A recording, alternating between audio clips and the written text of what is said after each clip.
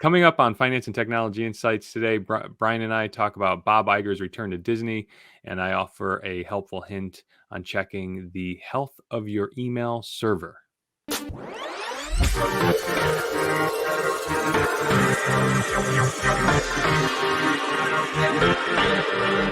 Welcome to this edition of Finance and Technology Insights with Eric and Brian. I'm Brian Williams. He's Eric Buhrendorf, and he is with EVERNET, IT consulting firm, your IT consulting firm. And I'm with Northshire Consulting, which is a Connecticut-based independent investment advisory firm. Excellent. Let's get into it.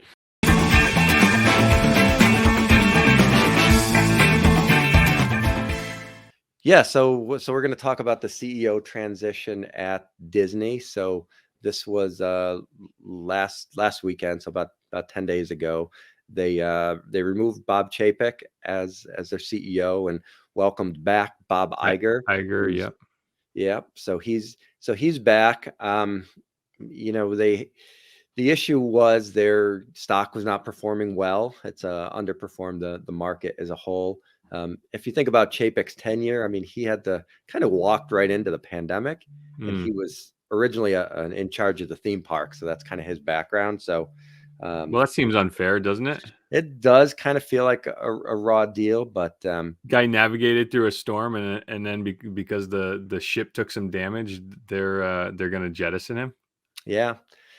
And so Bob Iger comes back. And his focus is, so they had initiated a hiring freeze not too long ago. Iger's going to keep that in place. But the surprising thing to a lot of people is how much money they're losing because of Disney Plus, which kind of blows my mind. I think in my opinion, they spend too much money on new and original programming.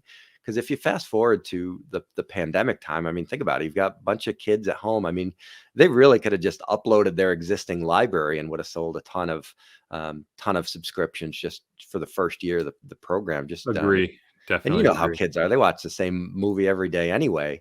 Yes, they do. But they really leaned into heavily a lot of the Star Wars productions and obviously the Marvel stuff, which shows and movies and all that kind of stuff. So even though they really grew their subscription base, and they priced it probably a little bit too low. So now they're making those adjustments there where they're increasing that fee and also adding a partially ad supported version. So a lot of moving parts there. We'll see what Iger does here. He's a guy who's pretty well liked. There's actually some talk at some point about him running for president. So he's president of the United States. Yes. Yeah. Oh. So he's pretty well liked, and he was pretty well liked by Hollywood. They liked him, and he's kind of one of these big ideas sort of guys. Whereas the previous CEO, Bob Chapek, was a little more kind of nuts and bolts and processes and stuff like that. But so the feeling is now where Disney is they need to bring back some of that magical big picture thinking that hopefully Bob Iger can bring back. Chapek was the handpicked successor by Iger. So it's kind of interesting that there was that relationship sort of cooled going into the succession plan, and then so a short tenure for Chapek and Bob Iger's back. But so was Bob retired, or is he coming out of retirement? Or yeah, pretty much. Yeah, he had only retired a couple of years ago, so he was there for 15 years, and he left in 2020. But he's retired about 18 months later or something like that. So I wonder if they lured him back with a fat compensation plan. I mean, I'm sure they did. Yeah, he's not a guy who's certainly needing money, but that's never stopped anybody before. So right. Yeah, so it will be interesting. I watched this. Somebody put out a good video. I think it was the Journal on these boomerang CEOs, if you will. So two of the more famous ones were of course Howard Schultz from Starbucks. So he started that company, grew it, and then they run into what they call the founder syndrome, and the company gets too big, and then it's kind of like you need to have adult management come in, or somebody who can handle that. It's great that these CEOs start these companies, working out of their garage or whatever, and then but eventually the company sort of outgrows them. So Howard Schultz stepped away, and then he came back, kind of to mixed results. He's another one they actually thought was going to run for president at some point, but right. And then of course, Jack Dorsey with Twitter. He was one of the founders there and grew that, and then stepped away and come back. But the results weren't particularly amazing for either one of those. So obviously, Iger's not a founder, but he was there for 15 years. So coming back to that, it's a pretty good stretch. Yeah, and I mean, as an investor, you want to buy low, but also if you're coming in as a new CEO, you want to buy low. So he's kind of at a point where they've turned around their Disney Plus platform, which was a big loser, and they've changed. He's kind of in a no lose situation there. I mean, the market's pretty low, and the market's low, the bar is set low, so he's going to look like a hero again. If Disney Plus does well, he's the hero. If it doesn't do well, it's like, well, that's because we were too far along. Park traffic is going to go up. Park traffic's going to go up. Disney Plus is going to go up. Movie theaters or movies ticket sales are going to start going up again as people start hitting the theaters again. Yeah. The movie over the weekend did not do well though. The Wanda one did really well, but whatever that other one was that I hadn't really heard of, really was kind of a bomb. So it's really tough to introduce new franchises, and sometimes it takes a little bit of a while. I mean, Encanto did very well, but that was a little bit of a pandemic darling too. But people like those franchises. They like the familiarity of going to see another Spider-Man movie or another whatever. So true. Yep. So that'll be interesting. One of the other key points there was they started the reservation system for the park. So you have to say, I'm going to this particular park on this particular day and buy the ticket, which I actually thought was a pretty good idea. My wife, who's more up on this stuff, says no, because people want some kind of flexibility and stuff when they get down there. But I'm thinking, you bought your plane ticket on a reservation, you bought your hotel on a reservation, just kind of plan the whole thing out. So, True. But she says that hasn't gone very well. So that's a process that they're reviewing. But to me, from a business standpoint, I think it makes sense because you're able to you're obviously able to cap it at a certain number so it doesn't get too crowded. And you're able to, if there is a bit of a lull. But would they though? What's that? But would they? Yeah, I think so. I think that they do sell out on certain days. I don't think you can get in if it caps at a certain number. And then, on the other side, they can scale back certain, restaurants or whatever.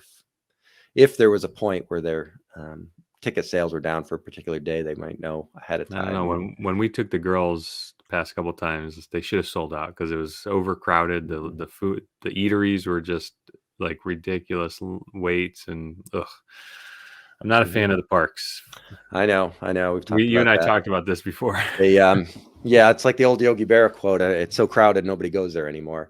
But it's like they keep raising ticket prices and everybody complains, but the park's still packed, So I mean, from the very first time I went there, when I had to register my thumbprint and nobody warned me to that, and there was no reasonable opt out. I mean, I was about to opt out from this, but then they were like on a side. I've never been microwaved at TSA, by the way, so I've successfully. What's the term? A conscientious objector in that. But then when I got to Disney and I see my whole family getting right through the line, and the worker there is like, okay, go ahead and scan your thumbprint, and I'm like, what?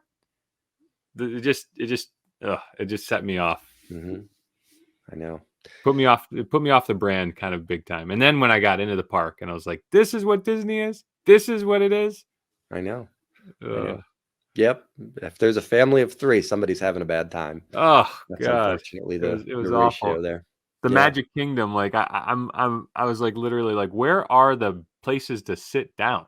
There were like no benches anywhere in the park, so like you were just on your feet the whole time, which I get. I mean, we did a case study in my marketing class when I was in college about how McDonald's, that whole like their seating, remember those slide type booths, and it was like red, and McDonald's actually engineered their restaurant back in the 80s and 90s when we were kids to be uncomfortable, so like you'd kind of be there, you'd eat, and you'd be okay with leaving, and it's just not a fan.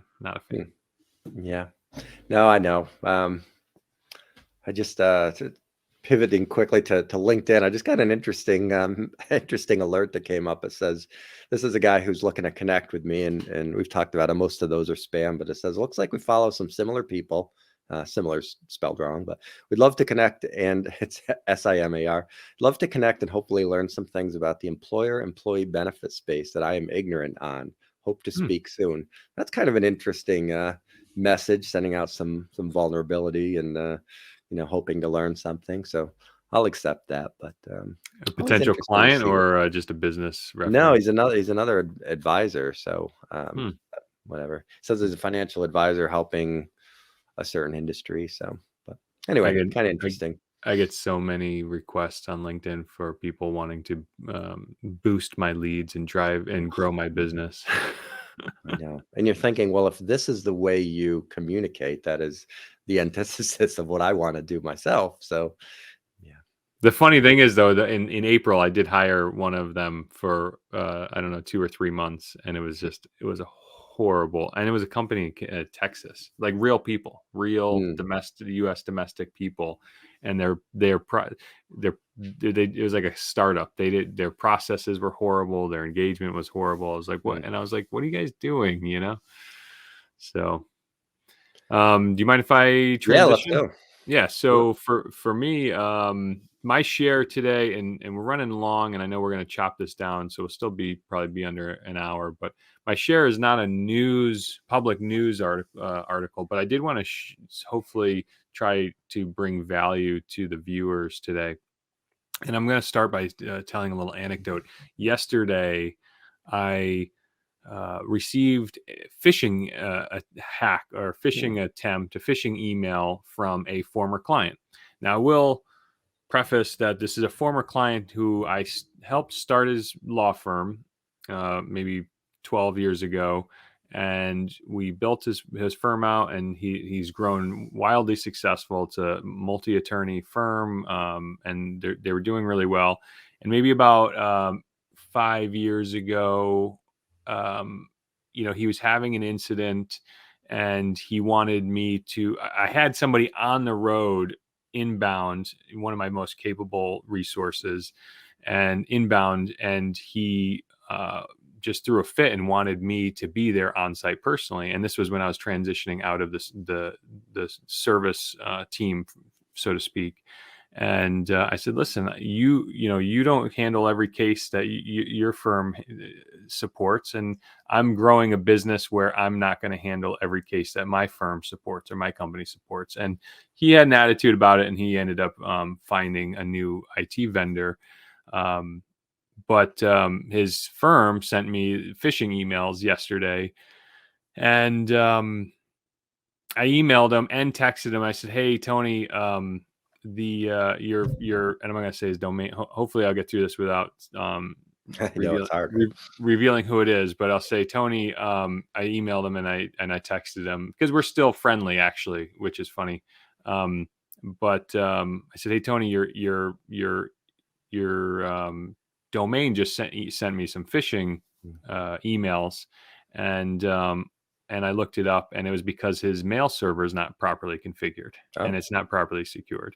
And the way the hacker is able to, it's called domain masquerading. It used to be called spoofing, Mm, but there's new technologies that all everybody's mail servers, if they're configured properly, will use this part of the DNS system to validate the mm, sender, which has gone really far to help build trust in email senders domains.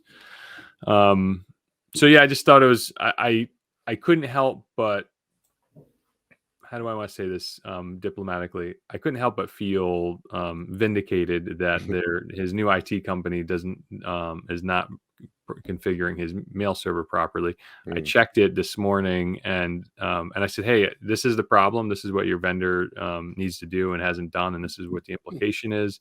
Your domain is sending phishing attacks, and obviously doesn't look good for your firm." And they still didn't fix it. mm, So that it could have been fixed within a half an hour, mhm, and it's still not fixed. So what I wanted to do, I'm just going to run a test on mine to make sure that I don't look foolish. Okay, so mine looks good too. So I'll just go back, and the tool is called. Let me bring it up on the screen here. Here we go. The tool, and anybody can run this, by the way, and this is not a technical thing. So the tool is called MX Toolbox. If you go to mxtoolbox.com/email health, you can type in your email address or domain name, but I just recommend typing your domain name. You can check this against anybody or anybody's email. It's a public information. And what this tool does is it just runs a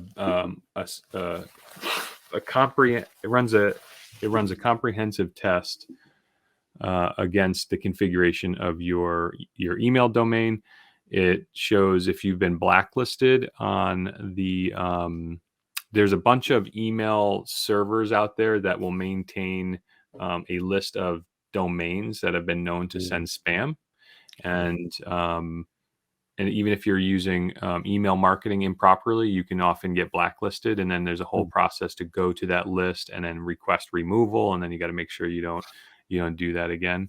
But what it unfortunately doesn't show the error, and I don't want to show his domain on the screen. But the configuration that he had wrong was called DMARC, and I won't. It's getting into the context of what DMARC is too beyond the scope of this call, but you should not have any errors. Basically, the takeaway is you should not have any errors on this report. A couple warnings are okay.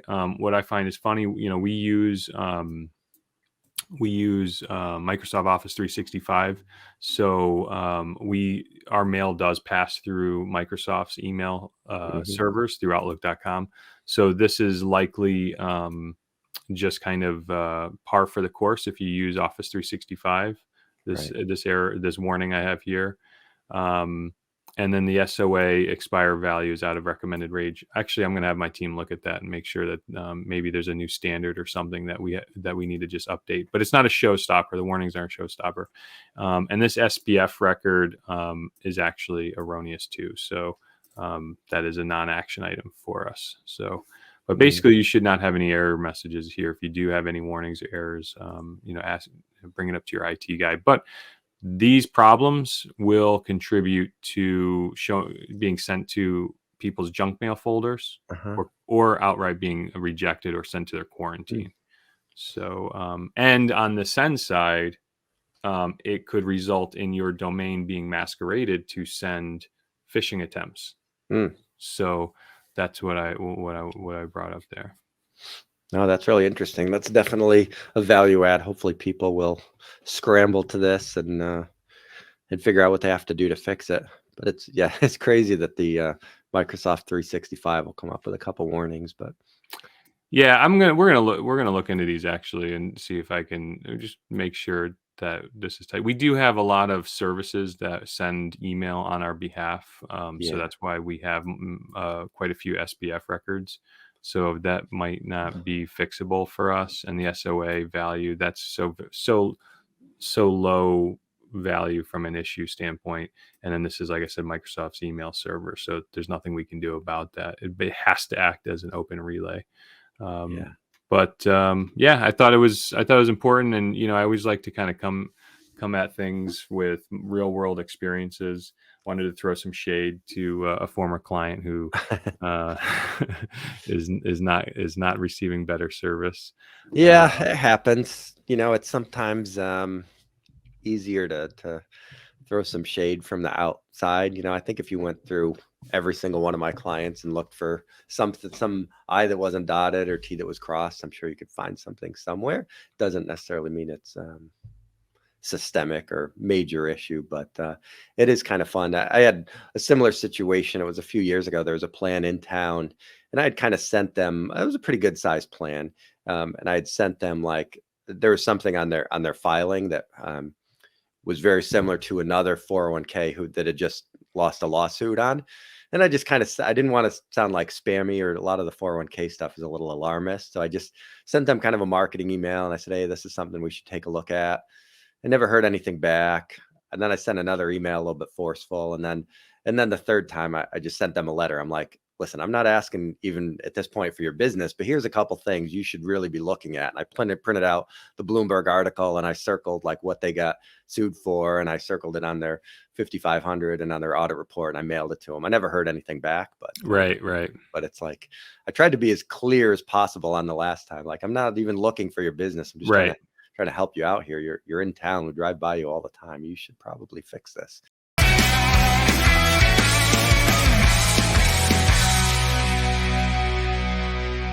So what's going on with Northshire? Oh, business-wise, I mean, it was obviously a very, very slow week since we recorded last Tuesday. Wednesday was kind of hit or miss. So, and Thursday and Friday, most people were out. And the market's a half day on Friday. So, so that was a little bit of a light day. So we worked on some data projects. We talked a little bit about this offline. Yeah, tell me about that. Yeah, you've got multiple record keepers that you work with, and some of them will connect to other software. Sometimes there's some third-party providers who get in the middle, and they want to help you out with that and charge you a fee to aggregate that all together.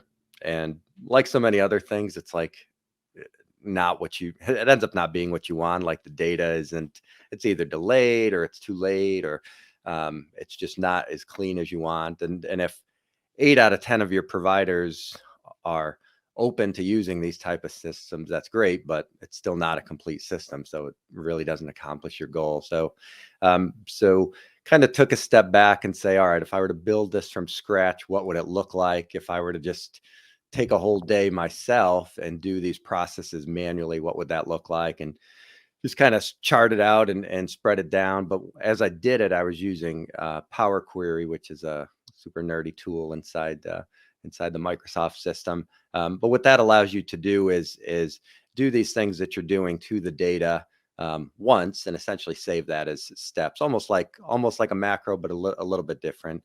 Right. So let's say you get a file feed from one provider that has SSN as a unique identifier, and one of them says social and the other says social security number or whatever. So you can say, every time I pull in the file from this provider, change that field to SSN. So you're recording those steps, and you have it look inside a folder and say, take the most recent file and then do this. So once it's done, it's really kind of done. So I can just go to some of the providers will do like kind of straight through processing, where it just kind of ends up in the folder that you're looking for. Others, you'll have to go in and actually run the reports and then download them. Some of them are sort of in between, where you can schedule the run, but they won't send it to you. So you just have to go in and get it. But I mean, at that point, doing that's about 5 minutes or so. That's not a big deal at all. So essentially saving them all in the same folder, and then turning on this Power Query function, and then open the spreadsheet, and 37 seconds later, it's done what I wanted it to do. So, let me just clarify. So this is the Microsoft Power Automate. Is that what they call it now? Yeah. So they have a whole Power suite. So they have Power Query, which is part of Excel. I think it's even kind of a standalone feature too that you can run, but it's part of Excel, part of Access if you're still using that. But then they also have a Power Automate, which is a little bit like a Zapier type program. Right. And then they have. Okay, I didn't know that. I didn't know about Power Query. I thought you were referring to Power Automate, but I'm looking at the Power Query page right now. Nathan might be able to splash that up on the screen for the viewers.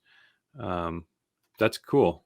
Yeah, it is pretty interesting. So that process is down. That's pretty good. And it's better than any of the off-the-shelf software. So when we started this podcast a year ago, I always said that kind of the end of the year, the beginning of the year is when I look at processes and software, because software takes on features of others. And so you end up, with your tech suite sort of overlapping, and you look at what, who's raising their fee for next year? How much did you really use this? So again, I looked at some of the, the subscription-based services that I would have had to purchase to do all these things, and it wasn't as good as I could have done myself.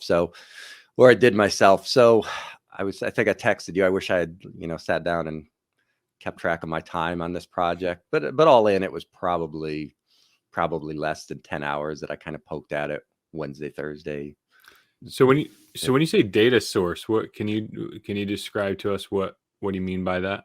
Yeah, so let's say I have a retirement plan that's at, XYZ provider, and they've got 37 employees. They might have some terminated employees in there. They might have some employees who are not participating in the plan. So you have all those different categories. So you log into that record keeping system, and you say, all right, give me a file download. Give me, the rawest data set you can get that Like a lists. CSV?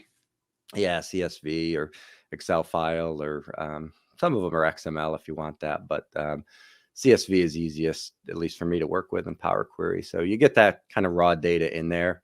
And then that allows you to conform it to all the other ones and basically build a massive client list of all your participants, which is good. So is your primary database, if you will, is that an Excel document right now? Yeah, it actually is. And then from that, you can run your emails and stuff right off of that. So Power Automate that you mentioned does have kind of a mass emailing function. So for example, I can just go in and obviously run a filter of, give me everybody that's currently employed, eligible, but is not participating in the plan. So then it becomes, hey, December's here. Have you thought about contributing to the plan for next year? Let's have a conversation, and that can go out within just a few keystrokes. So how does this differ from your CRM? So the CRM function doesn't have an investment component, and a lot of them are trying to kind of cross that bridge. So if I pull up an account for Brian Williams, it might have all my traditional CRM stuff, but it doesn't give me a balance. It doesn't give me what investments I have.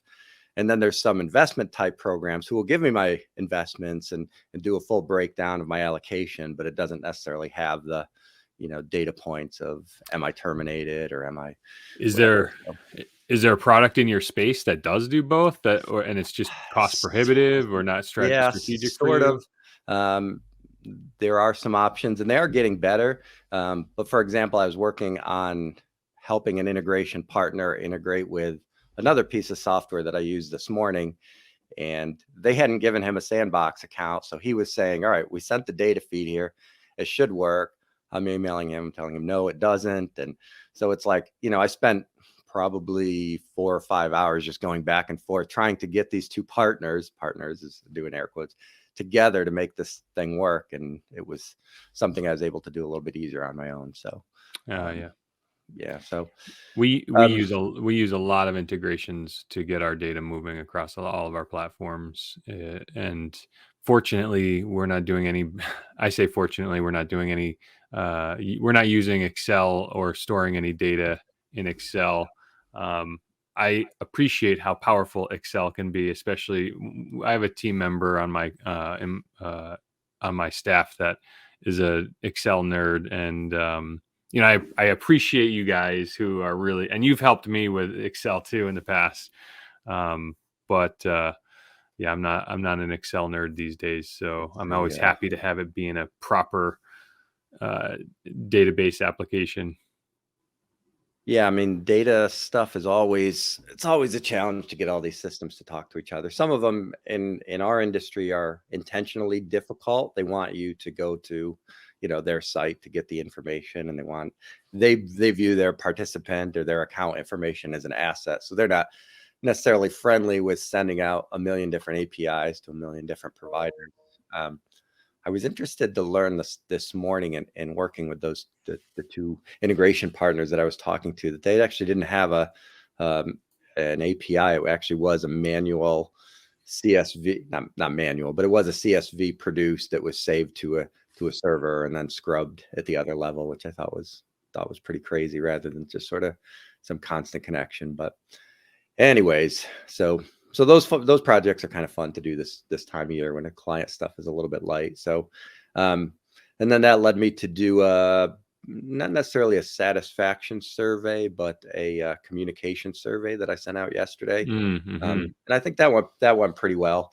I was interested to see some of the responses that I got. So it was basically, how frequently would you like to be communicated? What type of platforms are you on? Where do you get your information? what other than the 401k itself would you be interested in receiving information on, and then just a couple of open spaces for them to add their name if they wanted, or some additional comments. So that went pretty well, and I sent that out about 24 hours ago, and I'm still getting some responses back from that. Wow, So that's great. yeah. Any nasty respondents? No, I mean, this was all existing clients. Oh, So customers. Okay. yeah, so I hope not. Right. But no, everything there went pretty good. It's interesting, how I get on those. I'm always nervous on these mass emails because I'll have a spelling mistake like staring me right in the face and not see it. And some people that I send stuff to are not the greatest. So sometimes I'll have some friends and I'll be like, "Can you look at this?" And I'll get, "Yeah, yeah, it looks good." Yeah. Yeah, and Yeah. then I'll No, find a spelling mistake after.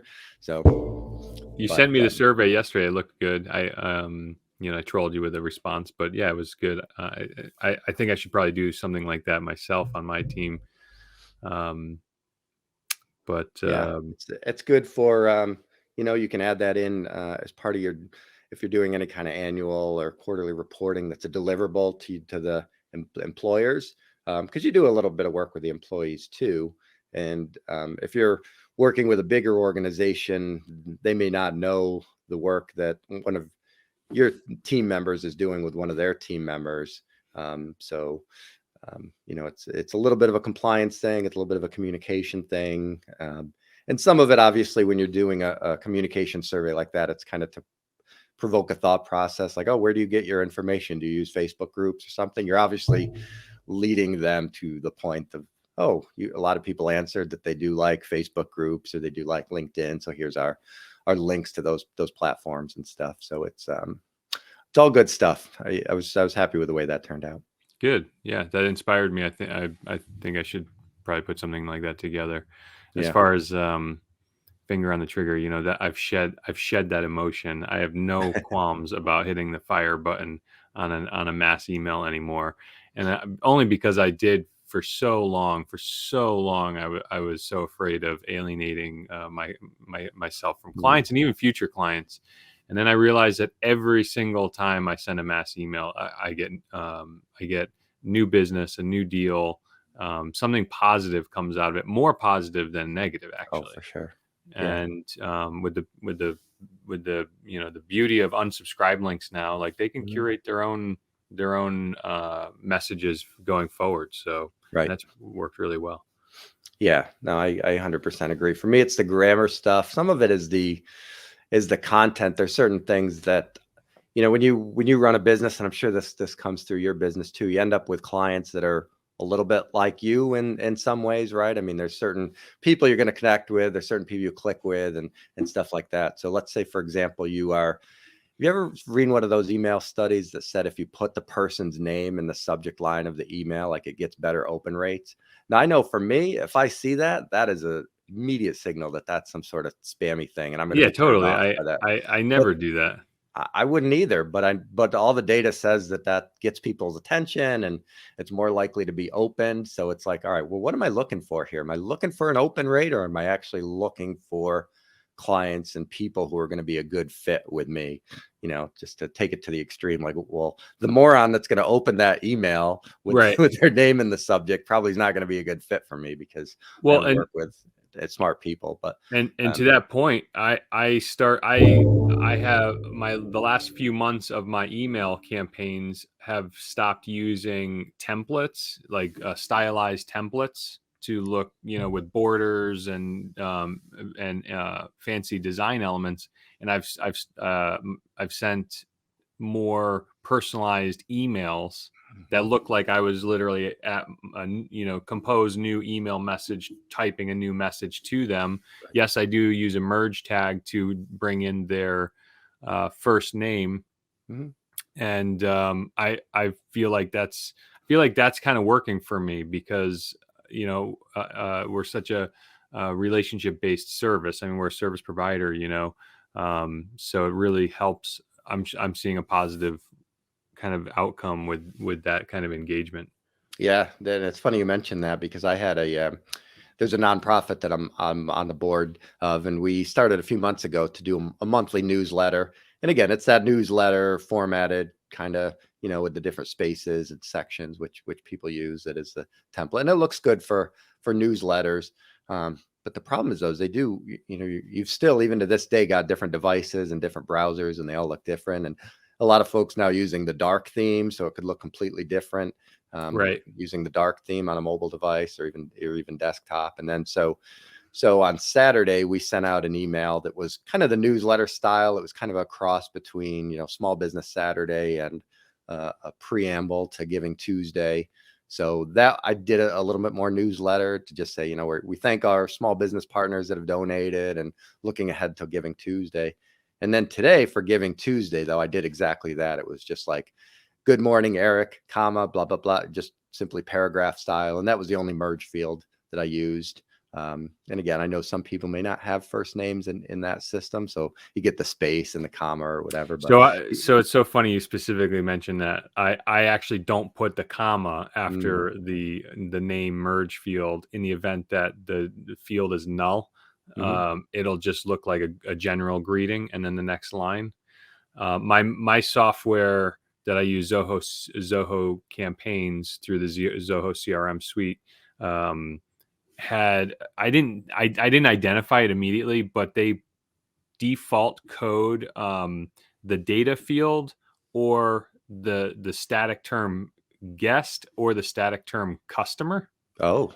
And so I my first round of using the software, like I was getting some replies from some people on my list, and they're like, "I'm not a customer of yours." And then I looked at the email and it said like, "Hello, customer." And it took me, unfortunately, a couple of weeks, which I send one out. I send one email out a week so far, and it took me a couple of weeks to realize that they were inserting that static term customer in lieu of a null value for the first name. And so I had to call support, and it wasn't intuitive how to omit that, but they're like, oh yeah, just after you insert the merge field in the email, just delete that. You can actually see the term. It looks like a variable first name, like F name, and then there's a pipe and it says guest, and there's another pipe that says customer. And they're like, yeah, just delete, put guest and customer from that merge field. And I kind of shaded them. I'm like, that is not intuitive at all. There's no tooltip to pop up that say like that's going to happen. I knew that I didn't have first name data in some of the records. I just thought that by default it would just leave a zero value or null value, Right. Yeah. This email system I was using was using not one of the standard common email systems. It was something that was specifically for nonprofits. So it was a little bit of a trimmed down version, but I know with some of the big ones, Constant Contact, MailChimp, you could, if you wanted to go to that extent to say, if it has a first name, comma, like space, first name, comma, if it does not have a first name, just insert the comma. Like you could do all that if you wanted to, but yeah, I kind of nerd out on that stuff. I know. Because it really is the detail that matters, isn't it? I agree. But you'll find a lot of people who will just say, just blow it out. Nobody's looking. Everybody's doing something else anyway. Because you think about all the emails you get in a day, and then what you criticize or what, you look But that at. kind of informs the effort that I put into it, Yeah. No, it definitely does. But that's curious. You mentioned the open. So you're saying it's known that like if you put the contact's name, first name in the subject line, the open rate is increased. Yeah. I may actually try that. Yeah. Just kind of as an A/B, because I have a pretty good baseline of data now for some campaigns. So I might try doing that. That's interesting. Yeah.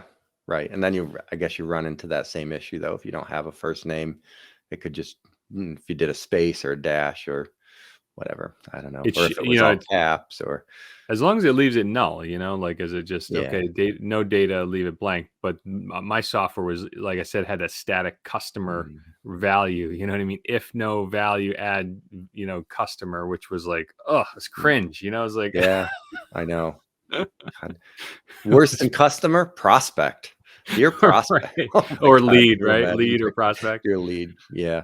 Oh, that's funny. Dear kind sir. I know. But yeah, email marketing, I mean, that's the stuff you can spend hours on of, every little word and every little whatever, so.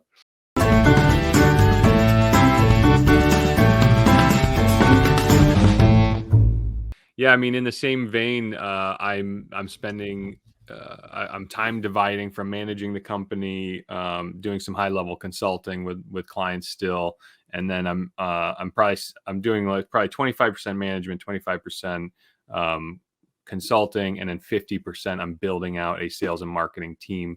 Uh, as both an internal use and a new line of business, and I've Mhm. talked on this now for the past few months. We've doubled the size of our company from a personnel standpoint, Mm. which is pretty impressive. The line of business, the sales, the marketing services that we are, is really starting to catch fire. So I'm using these resources for our internal use, but I'm also able to, provide these, digital marketing services to our clients, which has been fantastic because it really takes the pressure off, building a team when half of the some portion of their time you can actually bill for, and then the other time you can use internally. So that's really exciting. The newest resource coming online on mid-December is a business development representative, or biz dev rep. Do you know what that resource is? Yeah, sure. Yeah. So they're primarily going to be some marketing and outreach and that sort of stuff. Yeah, so very specifically, I find that in my company, if I say I want to do something and I have a plan to do something personally, like a task that I want to own, if I don't do the task in 2 weeks, I'm not going to do the task, or Mm. I'm not the best resource to do that task, and so I have to hire it out or delegate it. And one of the tasks that I've been wanting to do is I wanted to spend maybe an hour a day just kind of trolling social, trolling LinkedIn, kind of letting my fingers do the walking through the quote unquote yellow pages, and just manually adding new ideal customers or ideal clients to our lead list. And I just haven't spent any time doing that. So I realized that there are talented individuals out there that is their full 8-hour day to literally do lead list building, and they call Mhm. that a BDR, or business development rep. And the added benefit is they'll actually do kind of the first touch point, or maybe some level of engagement. Mm. So I put a listing out, I think last week, and fortunately there was a really positive response, and I found a very talented, and his experience was kind of everything that I was looking for, from kind of Wow. his experience using the tools and the process. So really excited to have that started, because when you're doing your digital marketing and your outbound emails, for example, um, how do you get the leads or the contacts to email, right? So you can either manually input them, or you build a compelling website and various offers that organic traffic comes into your website, downloads your free offers, or your what they call your lead magnet, which is either an ebook or a white paper, or something of value that entices them to leave their email address. Well, that's just a trickle. So you kind of have all of these ways to collect. You can even buy bulk lists and things. So the business development resource, or the BDR, is really just another spoke to that wheel of building that lead list. But yeah, just building the team, and watching that function grow, which is really exciting.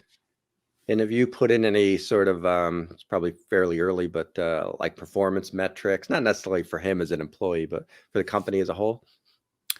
Yeah, so every role in the company has a KPI, which is what they are managed to. So every role in the company has a KPI, or a number or in some cases several numbers, but usually one or two numbers that kind of quantifies their performance. And yeah, those are all set. Mhm. So we have some performance based compensation, but I try not to build too many performance based compensation plans. I'd rather overpay, or pay people as much as I possibly can, which gives them confidence and security in their Mhm. position. And then they tend to, our culture is that once I do that, they really invest themselves into the company and kind of give it their all. Yeah. So So this person has an expectation of how many leads they're going to add per day, per week, how many touch points, and that's their management point. And that the management KPI just helps us see how close they are to, meeting both of our mutual expectations. Yeah.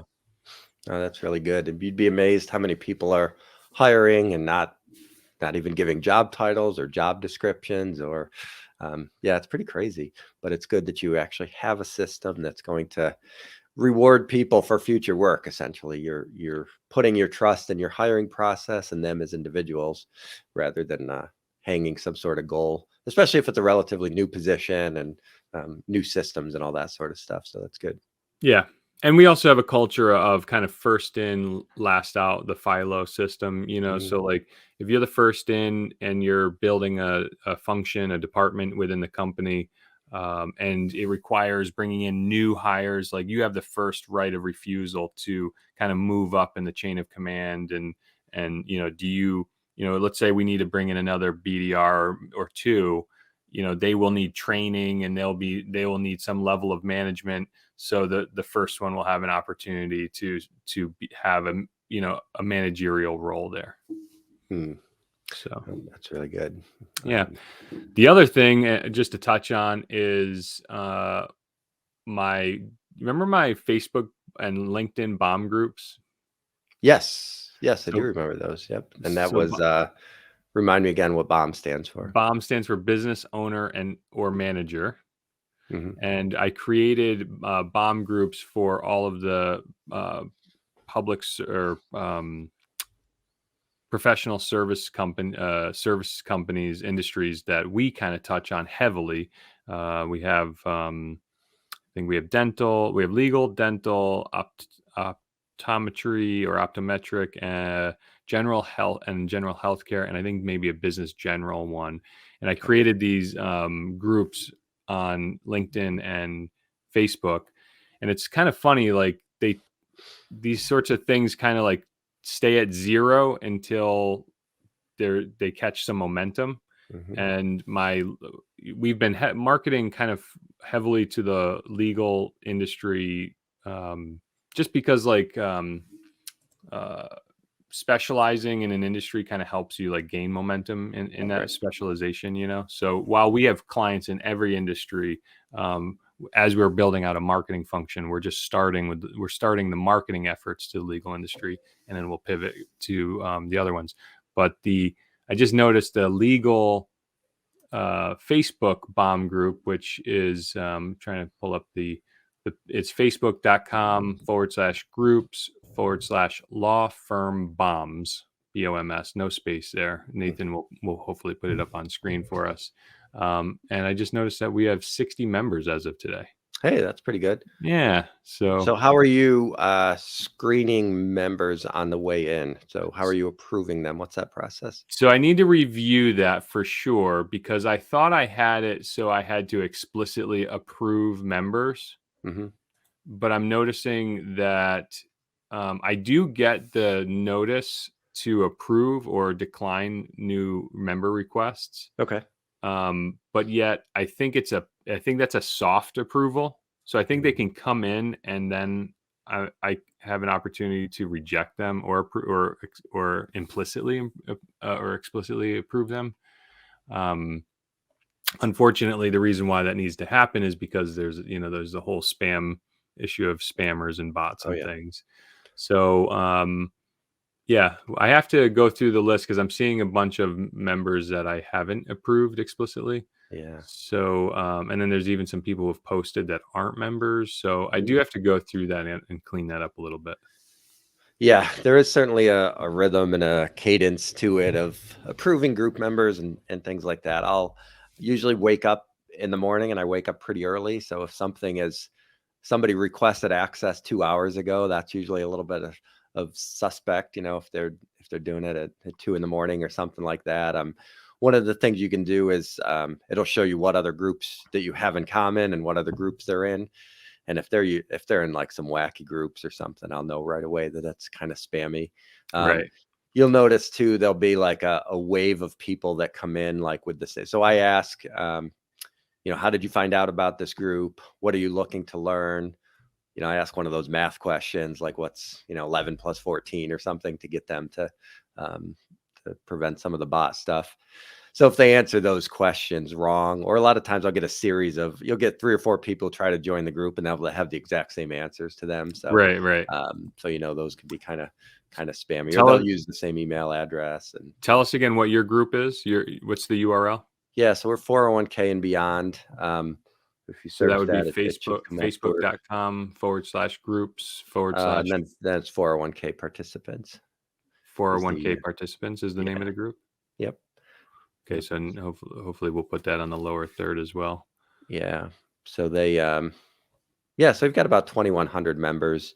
I've gotten much more strict about the people that I let in. Early on, I was just letting in everybody, but got a little more strict, as you can, because they will post spam, and they will post links and all that sort of stuff. So you have to watch out for that. What's the typical daily participation, would you say? Once a day? So I haven't been posting a ton. Early on, I was doing a lot of videos and I had really good engagement, but typically what happens is somebody will join the group for a purpose. They'll go on and they'll search Facebook, and they'll be searching like 401k rollover or something, and they'll see this 401k group, and then they'll join, and then they'll ask the questions. And so I have post approval on, so I have to approve the post, but I don't have comment approval on. So the spam comes through in the comments, but the post approval, I get alerts, so it usually doesn't go too stale. But yeah, so the engagement is, I have a couple systems that will post key articles from pre-approved news sources. So I'll get some of that comes through, and people comment on those. But doing some events, yeah, I guess I'll throw that out there too. So tomorrow night we're doing an event. Let me pull up her information here. Well, I wanted to get this across, because this was not intuitive.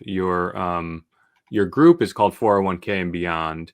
The URL is facebook.com/groups/401k participants. Correct. Yep. Yeah. So originally I was going to leave my group open to just existing clients, and that's why it was 401k participants. And then it started to grow a little bit, and I experimented with kind of opening it all up. And then you don't want to change the URL after that. So right. But this is our law firm owners and managers BOM group. 60 members. I was kind of excited to see that. I think that's pretty good. I think we have to do some housekeeping, unfortunately, which will probably bring that number down. But I actually may leave it just for the cachet of the people seeing that there's bodies in there, even if they're not really relevant. Yeah. Again, that's something that could bounce around in your head too. I mean, if Facebook is looking at your group and half the people are, bots, or they're disengaged, or because you'll go into your Facebook group sometimes and you'll just see like the let me find out what it's called here, because I probably have some right now, but you'll see like unavailable members, and those are people that like set up some spammy profile or something, and you'll just see their general. So I don't think you want to have too many of those, but again, you never know what Facebook is going to promote or push or whatever. So, well, that's what we have for your show today. Episode 39 of Finance and Technology Insights with Brian and Eric. I'm your co-host, Eric Buhrendorf, CEO of EVERNET Consulting, and I'm joined every week with my esteemed colleague, Brian Williams of Northshire Consulting. Brian, I had a pleasure, as always, with you. Yep, I'm looking forward to episode 40 next week. A big 40, the big 40, which I'll be turning the big 40 in March, by the way. No, there you go. All right. Have a great week, everybody. See ya.